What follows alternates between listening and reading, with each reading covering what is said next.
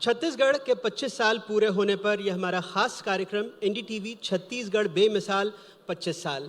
NDTV का ये खास कार्यक्रम सिर्फ राज्य की उपलब्धियों पर नहीं है, ये कार्यक्रम राज्य की विरासत पर, राज्य की संस्कृति पर, राज्य के भविष्य पर, वर्तमान पर, सबके बारे में इस पर बात करेंगे। उस नेतृत्व की भी बात करेंगे जिन्होंने 25 साल में इस राज्य को संभाला और उन लोगों को भी जिन्होंने छत्तीसगढ़ को गढ़ा। कई कहानियां हैं छत्तीसगढ़ की कि क्यों छत्तीसगढ़ कहा जाता है, कि छत्तीसगढ़ थे यहाँ पर। कभी कहा जाता है कि नदी के आसपास 18 गढ़ थे, और किंवदंतियों में भी, पौराणिक कहानियों में भी और हमारी मान्यताओं में भी कि कैसे कौशल प्रदेश, दक्षिण कौशल, माँ कौशल्या की नगरी, तमाम बातें हैं। तो इस वक्त जो हमारे मुख्य अतिथि हैं मुख्यमंत्री विष्णुदेव साय जी, उनके पास एक सांस्कृतिक विरासत है, ज़मीनी जुड़ाव है और एक सियासी विरासत भी। बहुत बहुत स्वागत है मुख्यमंत्री जी हमारे इस खास मंच पर आपका। जी धन्यवाद। सबसे पहले तो यही जानना चाहेंगे कि जो छत्तीसगढ़ बेमिसाल 25 साल हैं, इस यात्रा को आप कैसे देखते हैं? देखिए, एक लंबे समय से हम राजनीति में हैं, विभिन्न दायित्व में हैं, और छत्तीसगढ़ निर्माण से पहले भी इस क्षेत्र को देखे हैं। और 1 नवंबर 2000 को छत्तीसगढ़ राज्य का निर्माण हुआ। तब से अभी 25 वर्षों में क्या विकास हुआ है छत्तीसगढ़ में, उसको भी देखे हैं। और इस साल हमारे प्रदेश का रजत जयंती वर्ष है। छत्तीसगढ़ निर्माण को 25 वर्ष पूरे हुए हैं। तो एक बार सबसे पहले छत्तीसगढ़ के निर्माता, हमारे देश के पूर्व प्रधानमंत्री और भारत रत्न श्रद्धेय अटल बिहारी वाजपेयी जी को नमन करते हैं। उन्होंने हम सब लोगों को छत्तीसगढ़ राज्य का निर्माण करके दिया, और जितने भी हमारे छत्तीसगढ़ के महापुरुष हुए जिन्होंने छत्तीसगढ़ राज्य की कल्पना की थी, उनको भी हम नमन करते हैं। और हमारा सौभाग्य कि 1 नवंबर 2000 के पहले जब इस देश के पार्लियामेंट में, लोकसभा में और राज्यसभा में इस छत्तीसगढ़ के बिल पर चर्चा हुई, तो हम पहली बार सांसद बन के गए थे। तो दोनों सदन में, लोकसभा में भी और राज्यसभा में भी जो चर्चा हुई, उसके हम साक्षी थे। और हम धन्यवाद देना चाहेंगे, उस समय लोकसभा में आदरणीय डॉक्टर रमन सिंह जी वो थे और सेंट्रल में मिनिस्टर थे। आदरणीय श्री रमेश बैस जी वो भी सेंट्रल में मिनिस्टर थे। और राज्यसभा में आदरणीय लखीराम अग्रवाल जी और स्वर्गीय दिलीप सिंह जूदेव जी दोनों राज्यसभा में थे। तो दोनों सदन की चर्चा छत्तीसगढ़ निर्माण के विषय में जो बिल आया था, उसके हम साक्षी रहे और बड़ा अच्छा लगता है। और 1 नवंबर 2000 को राज्य का निर्माण हुआ, तब से बहुत तेजी से विकास हुआ है छत्तीसगढ़ का। एक तो इसके पहले इस क्षेत्र का एक बड़ा अभिशाप था, गरीबों के पास खाने के लिए कुछ रहता नहीं था। कोदो, कुटकी, महुआ खाते थे, कभी कभी वो भी नसीब नहीं होता था। 24 घंटे में एक टाइम भी खाना पड़ता था और भूख से मौत भी होती थी। मुझे अच्छी तरह से याद है, जब मध्य प्रदेश विधानसभा में मैं सदस्य था, तो एक बार हमारे ही जिले में, उस समय जसपुर जिला नहीं बना था, रायगढ़ जिला था, तो वहाँ पर विशेष पिछड़ी जनजाति के जो कोरवा लोग थे, उनकी मौत भूख से हो गई थी। और विधानसभा की एक कमेटी भी बनी थी और वो जांच में सही पाई गई थी। तो एक अभिशाप इस क्षेत्र के लिए था। और छत्तीसगढ़ राज्य निर्माण के बाद अगर सबसे बड़ा काम, वैसे तो हर क्षेत्र में काम हुए, लेकिन जो एक अभिशाप था, एक जो कलंक था इस क्षेत्र के लिए, उसको भगाने का काम 2003 में जब यहाँ की जनता भारतीय जनता पार्टी को चुनी, डॉक्टर रमन सिंह जी मुख्यमंत्री बने तो एक सुंदर फूड सिक्योरिटी बिल यहाँ पर लाए और सबको भोजन का अधिकार दिया। तब से आज तक 1 रुपये किलो में चावल देते हैं, 3100 रुपया क्विंटल खरीदते हैं, 3100 रुपया में 1 किलो धान खरीदते हैं, लेकिन 1 रुपया किलो में चावल देते हैं। तब से भूख नहीं यहाँ पर नहीं है, तो ये बहुत बड़ी बात है। और 25 वर्षों में हर क्षेत्र में विकास हुआ है, सड़कें बनी हैं, बिजली पहुंची है, पानी पहुंचा है। और आदरणीय अटल बिहारी वाजपेयी जी इस देश में प्रधानमंत्री ग्राम सड़क योजना की भी शुरुआत किए, तो आज जो हमारे गांव 12 रोड डामर रोड से जुड़े हैं, तो ये अटल जी की देन है। वो गांव में वरदान साबित हुआ है। किसी भी गांव में या क्षेत्र में विकास के लिए सबसे पहली आवश्यकता होती है वहां पर आवागमन की, तो प्रधानमंत्री ग्राम सड़क योजना के माध्यम से आवागमन की सुविधा हुई है। और हर क्षेत्र में 25 वर्षों में शिक्षा के क्षेत्र में, चिकित्सा के क्षेत्र में बहुत लंबी फहरिस्त है। बिल्कुल, काफी विकास हुआ है। बहुत लंबी फहरिस्त है। और मैं वही कल जब राष्ट्रपति जी छत्तीसगढ़ आई थी तो उन्होंने भी इस विकास यात्रा का जिक्र किया था जनजातीय गौरव दिवस में, और उन्होंने एक उदाहरण दिया क्रांति गौड़ का, जो अभी क्रिकेट वर्ल्ड कप विजेता टीम की हिस्सा रही थी, कि कैसे जो आदिवासी बेटियां हैं, आदिवासियों के बच्चे हैं, वो अब विकास कर रहे हैं। आप भी बस्तर ओलंपिक का आयोजन कर रहे हैं, तो आप इसका भविष्य कैसे देखते हैं कि बस्तर ओलंपिक से इंटरनेशनल ओलंपिक तक बच्चे जा सकें, जो छत्तीसगढ़ के रिमोट इलाके के बच्चे हैं? एक और इसमें कपिल के उसमें कि प्रधानमंत्री जी ने भी कहा कि आपके नेतृत्व में कायाकल्प हो रहा है राज्य में, तो प्रधानमंत्री जी से मिले प्रोत्साहन को कैसे देखते हैं? और चूंकि मुख्यमंत्री जी ने रोटी की बहुत बात की, तो इनको चावल की एक रोटी है उलचा रोटी, वो बहुत पसंद है गुड़ के साथ। देखिए, माननीय हमारे देश के यशस्वी प्रधानमंत्री, जो आज कह सकते हैं कि विश्व के सर्वाधिक लोकप्रिय नेता हैं, और उन्होंने पिछले दिनों छत्तीसगढ़ के विकास कामों को लेकर यहाँ की प्रशंसा की है। उसके लिए पूरे छत्तीसगढ़ के तरफ से उनका बहुत बहुत हम लोग आभारी हैं, उनको धन्यवाद करते हैं। और उनके इस तरह के प्रोत्साहन से निश्चित रूप से हम लोगों को काम करने में ऊर्जा मिलती है, और हम लोग दोगुने ताकत से विकास की ओर आगे बढ़ पाते हैं। और छत्तीसगढ़ से उनका विशेष लगाव है, काहे कि गुजरात के मुख्यमंत्री बनने के पहले उन्होंने संगठन प्रभारी के रूप में हमारे छत्तीसगढ़ को अच्छे से देखा है, जाना है, पहचाना है।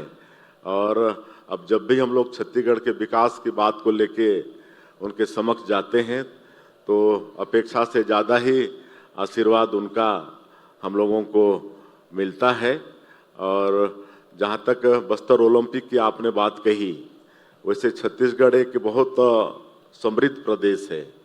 खनिज संपदा भरपूर है, वन संपदा है, उर्वरा शक्ति से भरपूर मिट्टी भी है, और बहुत अच्छे लोग हैं। छत्तीसगढ़िया सबले बढ़िया पूरे देश में आज कहा जाता है। लेकिन नक्सलवाद एक बहुत बड़ा विकास में बाधक था, और वो भी विशेषकर एक समय तो पूरा प्रदेश ही था, हमारा सरगुजा संभाग भी था, बस्तर भी था। लेकिन सरगुजा पहले मुक्त हो गया, लेकिन बस्तर में सबसे ज़्यादा मात्रा में नक्सलवाद था। लेकिन डबल इंजन की सरकार बनने का फायदा भी हुआ, और माननीय प्रधानमंत्री जी, माननीय केंद्रीय गृह मंत्री जी का आशीर्वाद भी मिला, और हमारे जवान साहस के साथ नक्सलवाद के साथ करीब अभी हमारी सरकार को 2 साल होने को आ रहे हैं। तो आज पूरा देश आप भी जानते हैं कि बहुत ताकत के साथ नक्सलवाद के खिलाफ में हमारे जवान लड़ रहे हैं, और सफलताएं हम लोगों को मिल रही हैं। लगातार ऑपरेशंस हो रहे हैं, और बड़े बड़े माओवाद सब न्यूट्रलाइज हुए हैं। बसव राजू से लेकर हिड़मा तक सारे न्यूट्रलाइज हुए हैं, और इनके न्यूट्रलाइज होने से एक तरह से नक्सलवाद की कमर टूट गई है, और नक्सलवाद अंतिम सांसें ले रहा है।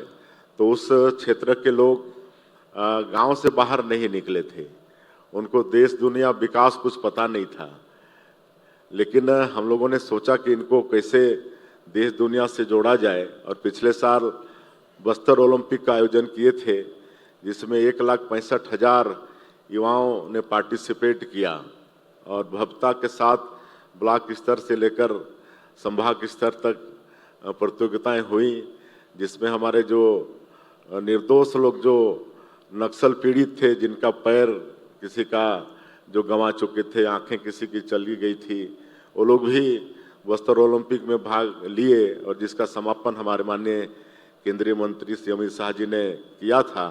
और इस साल और बताते हुए हमको गौरव होता है कि इस साल तो 4.25 लाख के आसपास पंजीयन हुआ है। पिछले साल 1,65,000 पंजीयन था, इस साल 4.25 लाख के आसपास पंजीयन हुआ है। और अभी खेल चल रहा है बस्तर ओलंपिक का। उसके बाद बस्तर पंडुम भी कराए थे।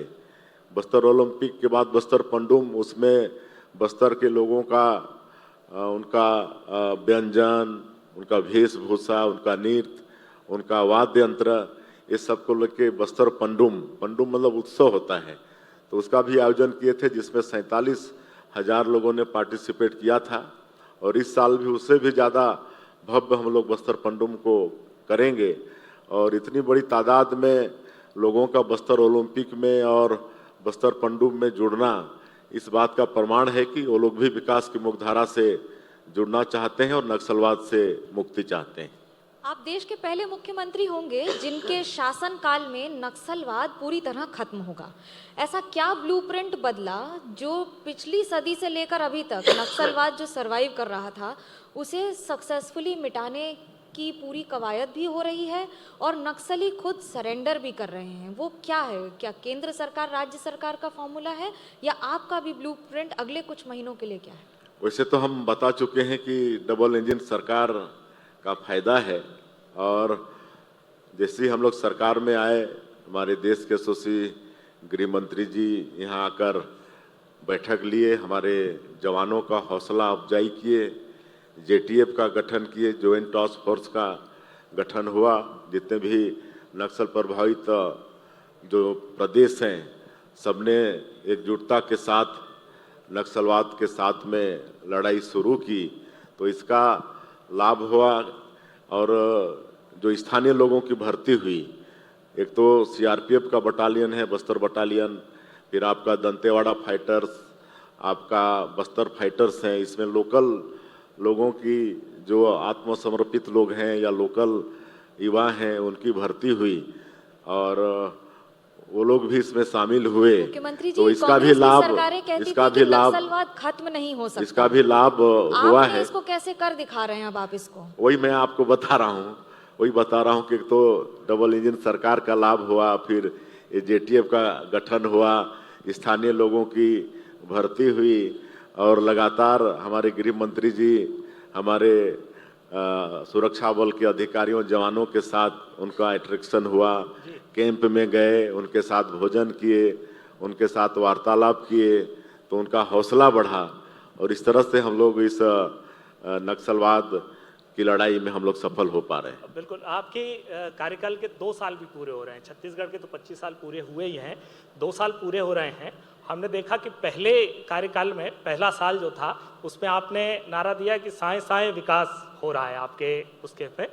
हम दूसरे साल में देख रहे हैं कि नक्सलवाद खत्म हो रहा है और ठाए ठाए हो रहा है यहाँ पर। तो इसको कैसे आप देखते हैं? क्या अब खत्म होने वाला है? मतलब ये ठाए ठाए आपकी उपलब्धि है दूसरे साल में? देखिए, अभी आने वाला 13 दिसंबर को हमारी सरकार के 2 वर्ष पूरे होंगे और जब हम लोग 2023 में सरकार में आए तो एक सबसे बड़ी समस्या था कि सरकार के प्रति लोगों का विश्वास खो चुका था। मतलब पिछली जो सरकार थी वो जनता का विश्वास खो चुका था, कहे कि उसके पहले के विधानसभा चुनाव में उस समय की सरकार को एक बड़ा जनादेश मिला था और 36 वादे भी उन्होंने किए थे और 5 साल उनको सरकार चलाने का पूरा अवसर भी मिला, लेकिन 36 वादे में एक भी वादा उन्होंने 100% पूरा नहीं किया, बल्कि 5 वर्षों में पूरे प्रदेश में भ्रष्टाचार बहुत बढ़ा, अत्याचार बहुत बढ़ा, अपराधगढ़ के नाम से हमारा छत्तीसगढ़ जाना जाने लगा और हर चीज में भ्रष्टाचार हुआ। आपका कोयला में, आबकारी में, डीएमएफ मंत्री जी, में, मेरा सवाल इसी सब से में जुड़ा हुआ है, इसी से जुड़ा भ्रष्टाचार हुआ हुआ और आज उसका परिणाम भी देख रहे हैं कि कितने लोग जेल के अंदर हैं, कितने लोग बेल में हैं पर और कुछ लोग जेल जाने की तैयारी में भी हैं। मुख्यमंत्री जी, आबकारी घोटाला, कोयला घोटाला, पीएससी घोटाला, जैसा आपने कहा कि बहुत सारे आरोपी जेल में हैं, लेकिन कांग्रेस कह रही है कि राजनीतिक बदले की भावना से किया जा रहा है। इन आरोपों को कैसे देते हैं? देखिए, भारतीय जनता पार्टी और उनकी सरकार बदले की भावना से बिल्कुल काम नहीं करती है। जो भी मतलब लोग दंडित हो रहे हैं वो पूरे साक्ष्य और तथ्य के आधार पर हो रहे हैं। ऐसा कुछ नहीं है, बदले की भावना से बिल्कुल हम लोग काम नहीं करते हैं। आप अगर थोड़ा पानी लेना चाहें शायद आपके गले में थोड़ी, ठीक।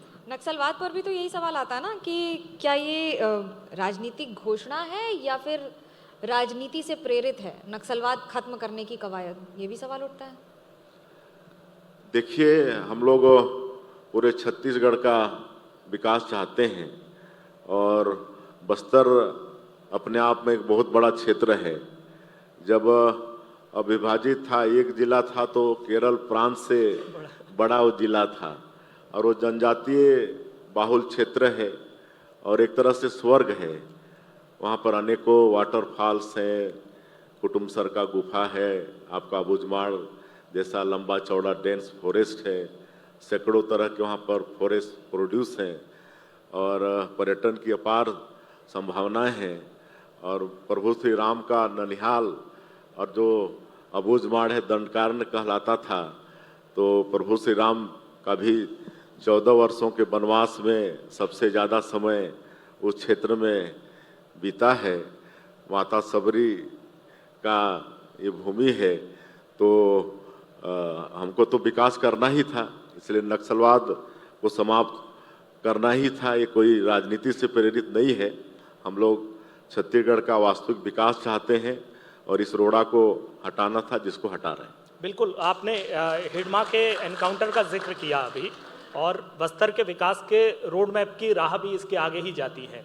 अभी नवंबर में ही हमारा बिहार में पावर प्ले हुआ था। हमारे editor in chief Rahul Kanwal यहाँ पर बैठे हुए हैं। उन्होंने देश के गृह मंत्री जी से पूछा था हिडमा के बारे में ही कि अगर वो एनडीटीवी देख रहे हैं, हिडमा या उनके साथी, तो उनको क्या संदेश है। तो गृह मंत्री जी ने उस वक्त कहा था कि पुनर्वास ही एकमात्र रास्ता है और अगर कोई पुनर्वास नहीं करता है तो हमारी फोर्सेस तैयार हैं। अब मैं आपसे कहना चाहता हूं कि हिडमा के बाद अगर कोई जो बचे हुए नक्सली हैं उनके लिए आपको क्या कहना है, कैसे वो मुख्यधारा में जोड़ सकते हैं? आपकी जो पुनर्वास पॉलिसी है वो पहले से कैसे अलग हुई है? देखिए, नक्सलवाद के खिलाफ में लड़ाई शुरू किए तो उस समय हम लोगों के पास ये भी चुनौती थी कि नक्सलवाद समाप्त करना ही मतलब पर्याप्त नहीं है, बल्कि उस क्षेत्र में विकास को भी पहुंचाना पड़ेगा ताकि वो लोग विकास की मुख्यधारा से जुड़े रहें और पुनः उस क्षेत्र में नक्सलवाद नहीं पनपे। और इसके लिए हम लोग एक नियत नेलानार योजना शुरू किए। ये गोंडी भाषा में है, इसका हिंदी अनुवाद है आपका सुंदर गांव। और उसके माध्यम से जैसे जैसे सुरक्षा कैंप खुलते गए और हमारे गांव नक्सल मुक्त होते गए, तो वहाँ पर नियत नेलानार योजना के माध्यम से सरकारी योजनाओं को हम लोग पहुँचाना शुरू किए। आज वहाँ सड़कें बन रही हैं, बिजली पहुँच रही है, पानी पहुँच रहा है। उधर राशन भी नहीं पहुँचता था, राशन कार्ड लोगों के मतलब बन रहे हैं, राशन भी पहुँच रहा है।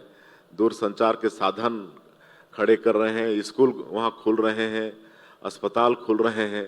तो सरकार की जो भी योजना है उसको नियत नेलानार योजना के माध्यम से पहुँचा रहे हैं। और रही पुनर्वास की बात, तो एक अच्छी पुनर्वास नीति भी हम लोग लेके आए। हमारे माननीय गृह मंत्री जी प्रदेश के बैठे हैं, इन्होंने शुरुआती दौर में कई प्रदेशों का दौरा भी किया, वहाँ के पुनर्वास नीति का अध्ययन भी किया और सब मिला जुला के हम लोग अच्छा पुनर्वास नीति भी लेके आए। और उसी का परिणाम है कि आज 2000 से ज़्यादा लोग आत्मसमर्पण भी किए हैं। इसमें मतलब जो आत्मसमर्पित करते हैं तो उनको 3 साल तक 10,000 रुपये प्रति महीना आर्थिक सहयोग, उनका स्किलिंग करा के उनको स्वावलंबी बनाने के लिए रोजगार से जोड़ने का काम, और अगर ग्रामीण क्षेत्र है तो भूमि के लिए मतलब जमीन खेती के लिए 1 हेक्टेयर उनको जमीन, सरकारी क्षेत्र मतलब शहरी क्षेत्र में 4 डिसमिल जमीन, और अगर कोई इनामी है वो आत्मसमर्पण करता है तो उसका राशि उसी को वापस, पहले वो सुरक्षा में चला जाता था। तो ये सब हम लोग नई पुनर्वास नीति में व्यवस्था किए, तो उसी का परिणाम है कि आज इतने बड़ी संख्या में नक्सली आत्मसमर्पण भी कर रहे हैं। एक मनोज, क्या आप कुछ कह रही थी? 2047 की जब बात करते हैं विकसित भारत की, उसमें छत्तीसगढ़ को और आसपास के पूरे इलाके को कहाँ देखते हैं? और आपको लगता है कि मोदी की गारंटी जिसकी बात हुई है वो आपके कार्यकाल में आपने उसको कितनी सफलता से ज़मीन पर उतारा है? जब हम लोग सरकार में आए तो सबसे बड़ी चुनौती ये भी थी कि मोदी की गारंटी को पूरा करना है।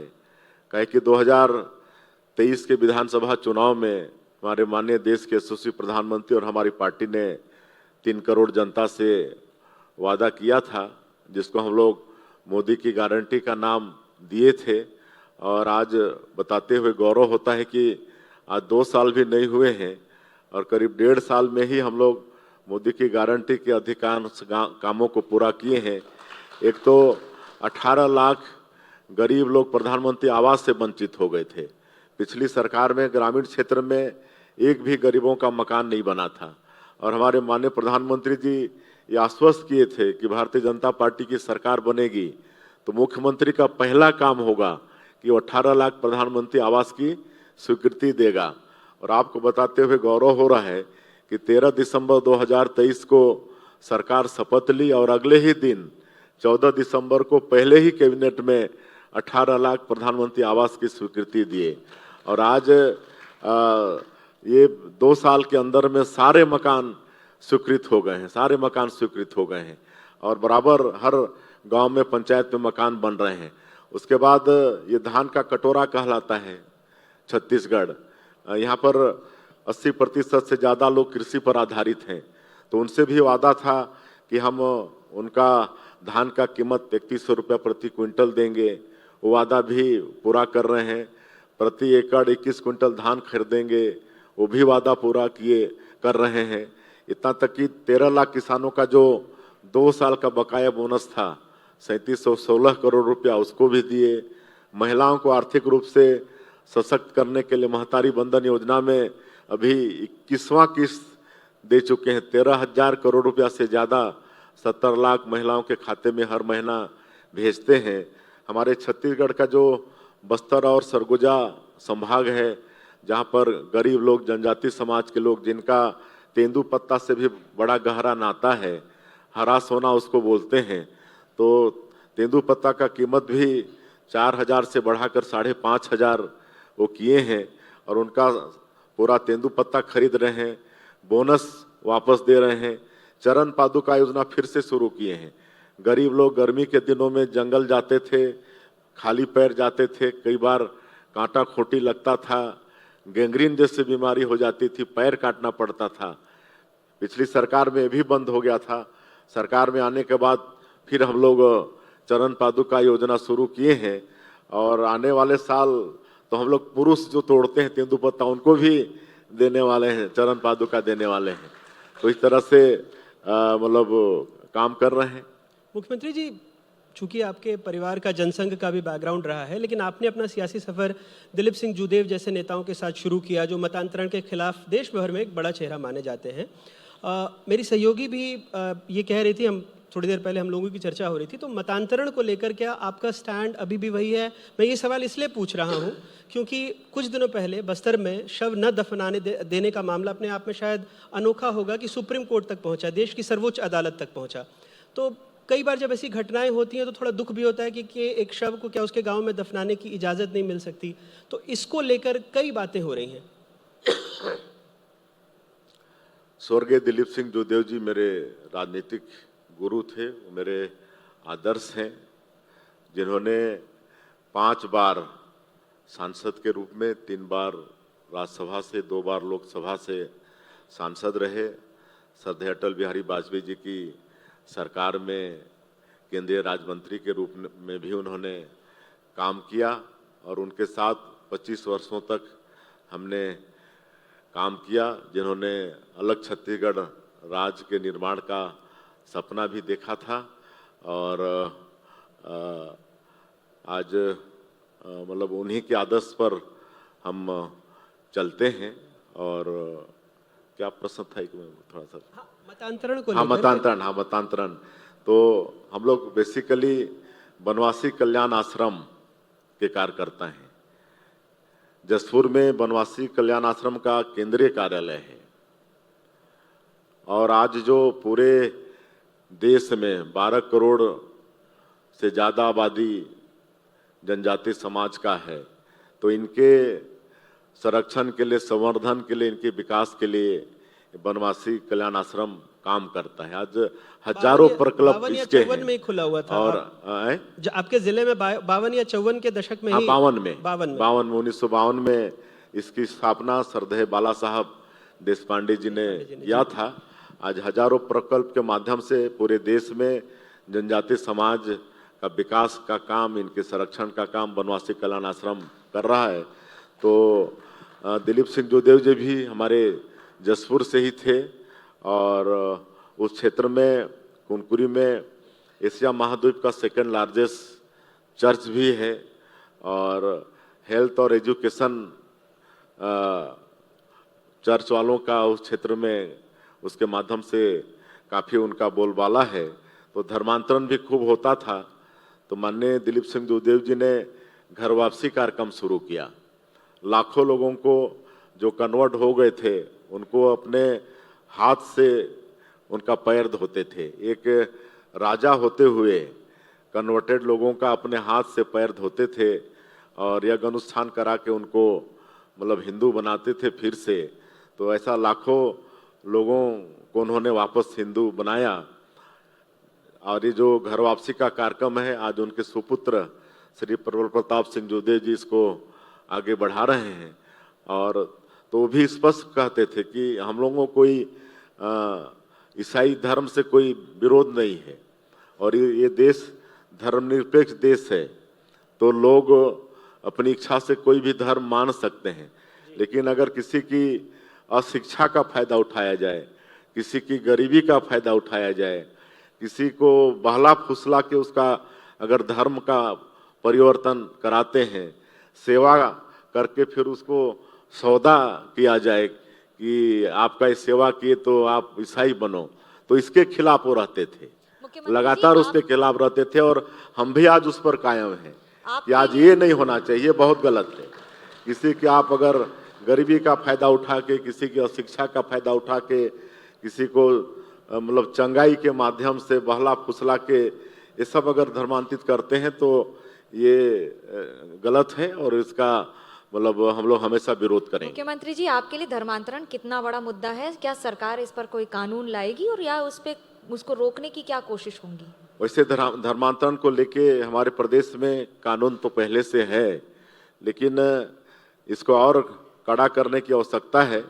और मुझे विश्वास है कि दिसंबर में 14 दिसंबर से हम लोगों का शीतकालीन सत्र है और उसमें निश्चित रूप से ये कड़ा कानून आएगा। बिल्कुल। अब मैं छत्तीसगढ़ की अर्थव्यवस्था की तरफ आना चाहता हूं, क्योंकि अब नक्सलवाद खात्मे की ओर है और आप कह रहे हैं कि धान के कटोरे की छत्तीसगढ़ की जो पहचान है वो वापस आएगी। आप छत्तीसगढ़ को मध्य भारत का आर्थिक इंजन बनाने की बात करते हैं, तो ये कैसे होगा? इसका क्या रोड मैप है? देखिए, एक तो हम लोग छत्तीसगढ़ में नई उद्योग नीति लाए हैं। नई उद्योग नीति 2024-30 लाए हैं और हमारे उद्योग मंत्री और उनकी पूरी टीम बहुत मेहनत के साथ हमारे उद्योगपतियों के साथ सबसे सलाह मशुरा करके उद्योग नीति लाए हैं और इसकी सराहना देश में नहीं विदेशों में भी हो रही है। और अभी 1 साल ही हुए हैं इस नीति को लॉन्च किए हुए अपने प्रदेश में और करीब 8.25 लाख करोड़ का निवेश प्रस्ताव हमारे प्रदेश को मिल चुका है विभिन्न सेक्टर में, और निवेश प्रस्ताव ही नहीं मिला है बल्कि धरातल में काम भी शुरू हो गया है। सेमीकंडक्टर प्लांट का काम शुरू हो गया है, आपका एआई बेस्ड डाटा सेंटर का काम और भी कई क्षेत्र में काम शुरू हो गया है। और इसमें हम लोग रोजगार को विशेष जोर दे रहे हैं कि कोई उद्यमी अगर अपने उद्यम में 1000 करोड़ का निवेश करता है या स्थानीय लोगों को 1000 लोगों को रोजगार देता है, तो हमारी नई उद्योग नीति में एक 20 स्पोक है, उसके तहत विशेष उनको इंसेंटिव देने का प्रावधान है। तो बड़ा ये लोकप्रिय हो रहा है। इसके अलावा हम लोग खेती को भी आगे बढ़ाना चाहते हैं, क्योंकि यहाँ के ज़्यादातर लोग खेती पर आधारित हैं और उनके लिए हम लोग सिंचाई का साधन बढ़ाना चाहते हैं। आपको बताते हुए मुझे गौरव हो रहा है कि अभी करीब 1500 पुरानी सिंचाई योजनाएं हमारे छत्तीसगढ़ में, जो थोड़ा डैमेज, किसी में सिल्ट जमा था, कहीं का कैनाल टूटा था, तो अभी मेरे पास जल संसाधन विभाग भी है। जब मुझे जानकारी मिली कि ये 150 सिंचाई योजनाएं हैं और इसको अगर दुरुस्त किया जाए तो करीब 76,000 हेक्टेयर में सिंचाई का रकबा बढ़ जाएगा, तो मैंने एक मुश्त 2800 करोड़ की स्वीकृति दे दी, 2800 करोड़ रुपए की स्वीकृति दे दी। और ये सब जो पुराने योजना है, इसके मरम्मत होने से 76,000 हेक्टेयर में हमारे प्रदेश में सिंचाई का रकबा बढ़ेगा। और भी कई नई योजना के तरफ हम लोग जा रहे हैं, नई नई योजना लाके सिंचाई का रकबा और लोगों के खेतों में हम लोग पानी देना चाहते हैं। और आपका बस्तर का क्षेत्र, जो जैसे मैंने कहा कि पर्यटन के हिसाब से बहुत वहाँ पर स्कोप है, तो उसको भी हम लोग उद्योग का दर्जा दिए हैं, पर्यटन को भी। और आपको ये भी हमको बताते हुए गौरव हो रहा है कि जो विश्व पर्यटन संस्थान है, वो 60 कंट्री में बेस्ट 20 विलेज का 20 बेस्ट विलेज का सिलेक्शन किया है। 60 कंट्री में 20 बेस्ट विलेज का किया है। उसमें हमारा एक गांव धुड़मा रास और उसमें छत्तीसगढ़ राफ्टिंग वगैरह सब शुरू हो गया है। छत्तीसगढ़ का सिलेक्शन हुआ है। ये बहुत ही गौरव का बात है। और होम स्टे को भी हम लोग उद्योग का दर्जा दिए हैं। होम स्टे में सीधे सीधे परिवार को लाभ मिलता है, तो होम स्टे को भी हम लोग बढ़ा रहे हैं। तो इस तरह से हम लोग छत्तीसगढ़ को आगे बढ़ाने जा रहे हैं। और एनर्जी के सेक्टर में आज करीब 30,000 मेगावाट बिजली हम लोग पैदा कर रहे हैं। और अभी जो 3.5 लाख करोड़ का MOU हुआ है, उसमें और 30,000 करोड़ आने वाले 3-4 साल में हमारे प्रदेश में बिजली का प्रोडक्शन होगा। और करीब 7-8 हज़ार मेगावाट हमारे प्रदेश का कंजम्पशन है। तो इतना हम लोग बिजली बेचेंगे तो भी हमारे प्रदेश को रेवेन्यू प्राप्त होगा। सर, हमारे दर्शकों में किसान तो नहीं है, लेकिन वो बच्चे हैं जो ज़रूर सुन रहे होंगे कि 8.25 लाख करोड़ से ज़्यादा का निवेश राज्य में होगा, तो आप लोगों के लिए रोजगार का सृजन होगा, तो तालियां तो बनती है आपकी तरफ से। हाँ, बहुत मुख्यमंत्री जी, आप अस्वस्थ थे, फिर भी आपने हम लोगों को इतना वक्त दिया और 2-3 हेडलाइन भी दे दी कि शीतकालीन सत्र में एक कड़ा कानून लाने वाले हैं धर्मांतरण के खिलाफ, और निवेश को लेकर तमाम जानकारी दी। बहुत बहुत शुक्रिया।